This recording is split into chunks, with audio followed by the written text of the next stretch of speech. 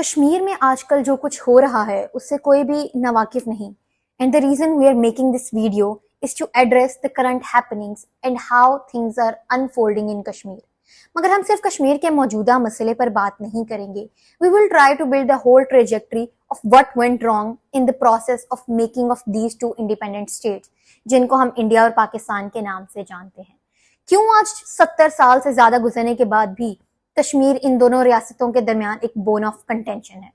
High, I am شزین سعید اور آج ہم بات کریں گے نہ صرف کشمیر کے مسئلے پہ بلکہ اسٹیٹ کا بیسک سٹرکچر کیا ہوتا ہے، کشمیری آج کون سے حقوق مانگ رہے ہیں اور کیسے وہ کشمیر جو ایک وقت میں پاکستان کی شاہ رگ ہوتا تھا اسے غدار کے طور پر پریزنٹ کیا جا رہا ہے. So let's begin with a theory. کیونکہ کشمیر میں جو کچھ ہو رہا ہے وہ سمپلی ایک گورننس کا فیلئر نہیں اور نہ ہی کوئی ایسا مسئلہ ہے جسے کوئی نیا پرائم منسٹر یا پھر ایک فیئر الیکشن ٹھیک کر سکتا ہے. It is the logical out come of what the state has always been. State کی ایک کلاسیکل ڈیفینیشن ہمیں میکس ویبر نے دیا ہے. وہ کہتا ہے کہ اسٹیٹ ایک ایسی اینٹی ہے جو کہ ایک گیون ٹیریٹری کے اندر لیجیٹیمیٹ وائلنس کو کمٹ کرنے کا جس کے پاس اختیار ہوتا ہے. It is the only body that can legally کل یو اور persecute you in the name of state sovereignty or any nationalistic agenda. باقی سب ادارے اور پروسیسز جیسے کہ الیکشنز، پارلیمنٹس، کورٹس اور کانسٹیٹیوشن صرف ایک میکینزم ہوتے ہیں جس کے تھرو اس وائلنس کو آرگنائز اور جسٹیفائی کیا جاتا ہے. مگر کارل مارکس نے ایک ایسا سوال پوچھا جسے طاقتور لوگ ہمیشہ اوائڈ کرتے ہیں کہ یہ وائلنس آخر کس کے لیے لیجیٹیمیٹ ہوتا ہے. ان ریالٹی سوشل کانٹریکٹ جس کے نتیجے میں اسٹیٹ نے جنم لیا کوئی ایسا کانٹریکٹ نہیں جو دو ایکول پارٹیز کے درمیان ہوتا ہے. اسٹیٹ کلاس کانفلکٹ کے نتیجے میں پیدا ہوئی تھی تاکہ ڈومیننٹ کلاس کے انٹرسٹ کو سبارڈینیٹ کلاس کے انٹرسٹ پر فوقیت دی جا سکے. اسٹیٹ کوئی نیوٹرل ریفری نہیں ہوتی بلکہ اسٹیٹ ایک انسٹرومنٹ ہے اور جو وائلنس یہ کمٹ کرتی ہے وہ کوئی غیر جانبدار وائلنس نہیں ہوتی بلکہ وہ ہمیشہ ان لوگوں کے حق میں ہوتا ہے جو کہ اسٹیٹ کو کنٹرول کرتے ہیں. Now let's apply this to Pakistan. Pakistani state کوئی ویلفیئر یا ڈیموکریٹک ریپبلک بن کر اس دنیا کے نقشے پر نہیں آئی تھی بلکہ it was born as a security state which was organised primarily around the perceived threat of India. اس تھریٹ نے ملٹری اسٹیبلشمنٹ کو اپنی نیڈ سے زیادہ ریسورسز اور آٹونومی حاصل کرنے میں مدد دی. اس وجہ سے Pakistani state never built a nation, in fact it built a garrison. اور اس گیریزن کی پیریفریز پر جتنے بھی ریجن سے بلوچستان، فاٹا، گلگت بلتستان اور کشمیر انہیں ایز اے ایکول پارٹس نہیں بلکہ ایز میئر اسٹریٹجک ایسٹس کے طور پر انکارپوریٹ کیا گیا. کبھی ایز بفر زونز تو کبھی ایز آئیڈیولوجیکل پراپس، کبھی to get minerals and resources اور کبھی as training grounds to train foreign funded جہادی. پچھلے 78 سالوں سے ان ریجنز کو صرف ان کی سمبولک ویلیو کے لیے ایکسپلائٹ کیا گیا ہے. They were never treated as real places where real people lived real lives. جن کی زندگیوں کو امپروو کرنا بھی اس اسٹیٹ کی ذمہ داری تھی. This is not cynicism. This is the structural reality of how Pakistan has been treating its peripheries since 1947. اور کشمیر اس ریالٹی کی سب سے شرمناک تصویر ہے. کشمیر کس طرح تقسیم ہوا؟ راجہ ہری سنگھ نے اس کا آدھا حصہ کیسے انڈیا کو بیچا؟ پہلی پاک انڈیا وار ان کشمیر کیوں ہوئی؟ یہ سٹوری ہم بار بار مطالعہ پاکستان میں پڑھ چکے ہیں اور ہر سال 5 فروری کو کشمیر ڈے پر یہی سیم کہانی ہمیں ہمیشہ سنائی جاتی ہے. مگر سوال یہ ہے کہ آخر مسئلہ کشمیر آج تک حل کیوں نہیں ہوا؟ وہ اس لیے کہ one very respectable institution of our country needs this issue to justify its budget or to start a fresh war whenever it undergoes legitimacy crisis. ہماری اسٹیٹ کو بھی مسئلہ کشمیر کی ضرورت ہے تاکہ وہ اپنی اسلامک آئیڈینٹی کو جسٹیفائی کر سکے اور پولیٹیکل کلاس بھی نہیں چاہتی کہ یہ مسئلہ حل ہو کیونکہ کشمیر بنے گا پاکستان کا نعرہ انہیں ووٹس لینے میں مدد دیتا. اس لیے کشمیر کا جو حصہ پاکستان کے قبضے میں آیا اسے ہمیشہ کے لیے ایک کانسٹیٹیوشنل لمبو میں رکھا گیا ہے. سینٹر نے کشمیر کو ہر وہ چیز دی ہے جو کہ ایک فری اسٹیٹ کے پاس ہوتی ہے، اپنا پریزیڈنٹ، اپنا پرائم منسٹر، اپنا قومی جھنڈا، ایک سپریم کورٹ اور ایک اسمبلی.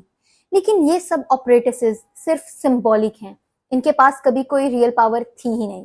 سو کشمیر آزاد تو ہے لیکن اسلام آباد کے قبضے میں رہ کر. So this was the whole context. Now let's move towards the current happenings. کشمیریوں کی اپنی ایک کاؤنسل ہے. آزاد جموں کشمیر کاؤنسل ایک سپریم کانسٹیٹیوشنل باڈی ہے جو کہ اسٹیبلش کی گئی ہے 1947 کے انٹرم کانسٹیٹیوشن کے تحت, which was chaired by the Prime Minister of Pakistan. And this council used to act as a link between Pakistan and AJK government.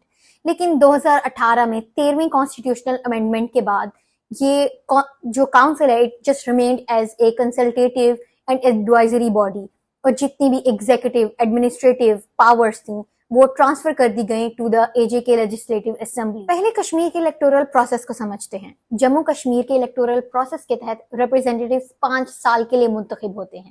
اے جے کے کی لیجسلیٹو اسمبلی میں ٹوٹل 53 سیٹس ہیں، جن میں سے 33 کانسٹیٹوئنسیز کشمیر کے اندر لوکیٹڈ ہیں، جبکہ باقی کی 12 ریزروڈ سیٹس ان ریفیوجیز کے لیے ہیں جو 1947 اور 1965 کے کانفلکٹس میں انڈیا سے ہجرت کر کے پاکستان آئے، مگر یہ مہاجر پاکستان کے مختلف حصوں میں رہتے ہیں، جس کی وجہ سے ان 12 سیٹوں کے لیے ووٹنگ آؤٹ سائڈ کشمیر ہوتی ہے۔ ان 12 سیٹس پر الیکشن لڑنے والے بہت سے کینڈیڈیٹس ایسے ہیں جنہوں نے اپنی پوری زندگی کشمیر میں کبھی قدم بھی نہیں رکھا۔ اس بنیاد پہ جوائنٹ ایکشن عوامی کمیٹی، جو کہ اب پاکستان میں بین کر دی گئی ہے، اور مختلف لوکل ایکٹیوسٹ اور اسٹوڈنٹس کا کہنا ہے کہ یہ سیٹس پاکستان کی وفاقی حکومت اور مختلف فیڈرل پارٹیز ان سیٹس کو مینیپولیٹ کر کے اے جے کے میں حکومت کو آرٹیفیشلی ڈکٹیٹ کرتی ہیں۔ لوکل ایکٹیوسٹ گروپس کا یہ ماننا ہے کہ out side manipulation overrides the democratic process and the democratic will of the residents of Kashmiris, and this affects the government which is eventually formed later on. اس صورتحال میں کشمیریوں کا مطالبہ یہی ہے کہ ان 12 ریفیوجی سیٹس کو abolish کر دیا جائے and to put forward their demands. Joint عوامی ایکشن کمیٹی کے انڈر ہزاروں کی تعداد میں کشمیری پروٹیسٹ کر رہے ہیں۔ They are demanding to dissolve those 12 refugee seats تاکہ کشمیری autonomously اپنے سیاسی مستقبل کا فیصلہ کر سکے۔ پچھلے 1 مہینے سے زیادہ کشمیری سڑکوں پر احتجاج کر رہے ہیں، but their demands are rather answered by tear gas, continuous firing and oppression. اور اس بارے میں اے جے کے کی سپریم کورٹ نے ایک ایڈوائزری اوپینین جاری کیا ہے، جس میں صاف صاف کہا گیا ہے کہ یہ ریفیوجی سیٹس کانسٹیٹیوشنلی پروٹیکٹڈ ہیں اور انہیں ختم کرنے کے لیے فارمل کانسٹیٹیوشنل امینڈمنٹ کی ضرورت۔ ابھی حال ہی میں کشمیر میں الیکشنز کا فیز چل رہا ہے۔ کشمیر میں الیکٹورل پروسیس 3 فیزز میں مکمل ہوتا ہے۔ پہلا فیز جو ہے وہ کنڈکٹ ہوتا ہے میرپور ڈویژن کی 13 کانسٹیٹوئنسیز میں۔ دوسرا فیز کنڈکٹ ہوتا ہے تقریباً 9 کانسٹیٹوئنسیز کے لیے جو کہ مظفر آباد ڈویژن میں، اور اس کے ساتھ ہی ساتھ 12 ریفیوجی سیٹس کے لیے پاکستان کے مختلف صوبوں میں پولنگ ہوتی ہے۔ اور تیسرا فیز 11 ریمیننگ جو ہے کانسٹیٹوئنسیز ان کے لیے منعقد ہوتا ہے پونچھ ڈویژن میں۔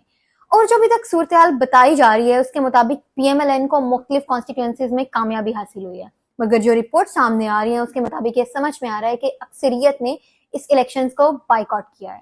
ہم نے ہمیشہ سے یہ جملہ سنا ہے کہ کشمیر پاکستان کی شاہراہ ہے، لیکن پچھلی کئی دہائیوں سے کشمیریوں نے جب بھی اپنے حقوق کے لیے آواز اٹھائی ہے، جب بھی انہوں نے ڈیمانڈ کیا ہے کہ ان کو بھی وہی حقوق دیے جائیں جو پاکستان کے مختلف صوبوں میں لوگوں کے پاس موجود ہیں، تو ان کو خاموش کرا دیا گیا ہے۔ کبھی یہ کہہ کر کہ اس سے انڈیا کو فائدہ ملے گا، یا پھر کبھی یہ کہہ کر کہ انٹرنیشنلی پاکستان کی ریپوٹیشن خراب ہوگی۔ اور اب بھی جب کشمیریوں نے آواز اٹھانے کا فیصلہ کر لیا تو پاکستانی اسٹیٹ نے وہی ایک ٹول کو استعمال کیا جو کہ ہمیشہ سے وہ یوز کرتی آ رہی ہے، وائلنس اینڈ اریشر۔ دیکھتے ہی دیکھتے وہ کشمیر جو پاکستان کی شاہراہ ہوتا تھا اس کو ایک غدار کے طور پر پریزنٹ کیا جا رہا ہے۔ اور یہ مسئلہ اب صرف کشمیر کی حد تک محدود نہیں رہا۔ اگر ہم تھوڑا غور کریں تو Kashmir does not remain an isolated case ہے، بلکہ it's becoming part of the same pattern جو کہ اگنور کرنا آلموسٹ امپاسبل ہو گیا ہے۔ بلوچستان میں پچھلے کئی سالوں سے سینٹر بیکڈ ایکسپلائٹیشن نے بی ایل اے جیسی وائلنٹ تنظیموں کو جنم دیا ہے، اور ہمیں ہر روز نیوز آتی ہے کہ کہیں نہ کہیں کوئی فل اسکیل وار چل رہی ہوتی ہے یا کہیں پر ٹیررسٹ اٹیک ہو رہا ہوتا ہے۔ کے پی کے میں بھی ٹی ٹی پی از ریکانسٹیٹیوٹنگ اٹسیلف۔ گلگت بلتستان یا پھر ایکس فاٹا، وہاں کے لوگ بھی ہر روز یا تو ریسورس ایکسپلائٹیشن یا پھر پولیٹیکل مارجنلائزیشن کے اگینسٹ پروٹیسٹ کر رہے ہوتے ہیں۔ اور یہ اس بات کا ثبوت ہے کہ ہماری اسٹیٹ کی جو پالیسیز ہیں وہ گزرتے دن کے ساتھ لوگوں کے سامنے بے نقاب ہو رہی ہیں۔ اور 1971 کے بعد Pakistani state is once again losing its peripheries, not to India, not to any foreign interference, but to its own people who have simply run out of patience. اس سب کے علاوہ جس طرح پاکستانی اسٹیٹ ان اپرائزنگز اور ان پروٹیسٹ کے خلاف رسپانس کرتی ہے اس کا پیٹرن بھی بہت واضح ہے، اور وہ پیٹرن اب بہت پرانا ہو چکا ہے۔ اور جب پریشر میکسیمم ہو جاتا ہے اور 20 سے 25 پروٹیسٹرز یا پھر سیکیورٹی فورسز کے اہلکار جاں بحق ہو جاتے ہیں تو آخر میں پاکستانی اسٹیٹ نیگوسیشنز کا راستہ اپناتی ہے۔ لیکن جو بھی کمٹمنٹس، جو بھی اگریمنٹس وہ گریونگ پارٹی کے ساتھ کیے جاتے ہیں وہ کبھی بھی پورے نہیں ہوتے۔ یہی وجہ ہے کہ ہر 1 مہینے کے بعد پاکستان کی کسی نہ کسی پیریفری میں کہیں نہ کہیں کوئی اپرائزنگ یا پھر کوئی نہ کوئی پروٹیسٹ جنم لیے جاتا ہے. کیونکہ پاکستانی اسٹیٹ پچھلے کئی سالوں سے اگریمنٹس اور ڈفرینٹ کمٹمنٹس تو کرتی ہے، لیکن جب بات امپلیمنٹیشن کی آتی ہے تو میدان عمل خالی رہتا ہے. مگر کیوں آج کے دور میں وداؤٹ امپلیمنٹیشن کمٹمنٹس کر کے جان چھڑوانا اسٹیٹ کے لیے مشکل ہوتا جا رہا ہے؟ وہ اس لیے کہ اب سوشل میڈیا کا دور ہے. With every passing day, the youth of these regions is getting more and more disillusioned. وہ دیکھ سکتے ہیں کہ کیا وعدہ کیا جا رہا ہے اور اس پر کتنی امپلیمنٹیشن ہو رہی ہے. They can see the reality of the politicians and what their fake promises are. اور دوسرا یہ کہ resistance always stimulates motivation. Kashmir, Balochistan یا پھر KPK کا نوجوان انٹرنیٹ پر دیکھ سکتا ہے کہ the youth can bring real change. وہ روز انسٹاگرام پر دیکھتا ہے کہ کس طرح بنگلہ دیش، شری لنکا، نیپال اور دلی کے کاکروچز نے پروٹیسٹ کا تھرو ایکسپلائٹیشن خاتمہ کیا ہے. اور پاکستانی اسٹیٹ کا سب سے بڑا فلا یہی ہے کہ وہ جو کرائسس مینجمنٹ کی ان کی پالیسی ہے وہی ان کا سب سے بڑا فلا ہے. It is trying to manage a 21st century political crisis with a 20th century toolkit. Designate, arrest, kill, negotiate, make promises and do nothing and repeat. یہ سائیکل تب کام آتا تھا جب انفارمیشن سلو تھی، جب سوسائٹی فریگمنٹڈ تھی اور جب یوتھ کے پاس کوئی فریم آف ریفرنس نہیں تھا جو دکھا سکے کہ ریزسٹنس اصل میں کیا اچیو کر سکتی ہے. آزادی کا مطلب جمہوری آزادی ہے. پچھلے 78 سالوں سے ہم سب لوگوں نے اس کشمیر کو آزاد کشمیر کہا ہے. While our state built the most elaborately controlled political structure there. Kashmir کے لوگ کچھ extraordinary نہیں مانگ رہے. They want real agreements, real promises and real representation. وہ چاہتے ہیں کہ انہیں کشمیر کے مسئلے سے ہٹ کر ایک انسان کے طور پر ٹریٹ کیا جائے، جن کے بچے بھی وہی فیوچر ڈیزرو کرتے ہیں جو اسلام آباد اور پنجاب کے بچے ڈیزرو کرتے ہیں. اور یہ کوئی ایسی ریڈیکل ڈیمانڈز نہیں جن کا جواب رائفلوں یا شیلنگ سے کیا جائے. کچھ لوگوں کا کہنا ہے کہ وائلنٹ پروٹیسٹ کی بجائے مذاکرات اور پالیٹکس کا راستہ اپنانا چاہیے تھا. لیکن ایک بات سمجھنا بہت ضروری ہے کہ پولیٹیکل نیگوسیشنز، کانسٹیٹیوشنل اسٹرگلز، یہ سب چیزیں اپنا لیبل کھو دیتی ہیں اور اپنی اہمیت کھو دیتی ہیں جب اسٹیٹ خود ہی ان چیزوں کی عزت نہیں کرتی، جب سیاست دھاندلی کر کے ووٹ کی عزت پامال کرنا شروع کر دیتی ہے، اور جب ادارے اپنی کانسٹیٹیوشنل باؤنڈری سے باہر نکل کر پوری رجیم کو یرمغال بنا دیں، تو پھر عام عوام کے لیے یہ ساری فینسی پولیٹیکل ٹرمز صرف ایک مذاق کی حد تک رہ جاتی ہیں. پاکستانی اسٹیٹ کے اسٹیک ہولڈرز کو اپنا رویہ بدلنا پڑے گا، ورنہ اسلام آباد میں بیٹھے حکمران صرف اپنے صوبے ہی نہیں بلکہ اپنی لیجیٹیمیسی بھی کھو دیں گے اور انہیں عوام کی آواز کو سننا پڑے گا. ملتے ہیں اگلی ویڈیو میں. جمہوریت زندہ باد.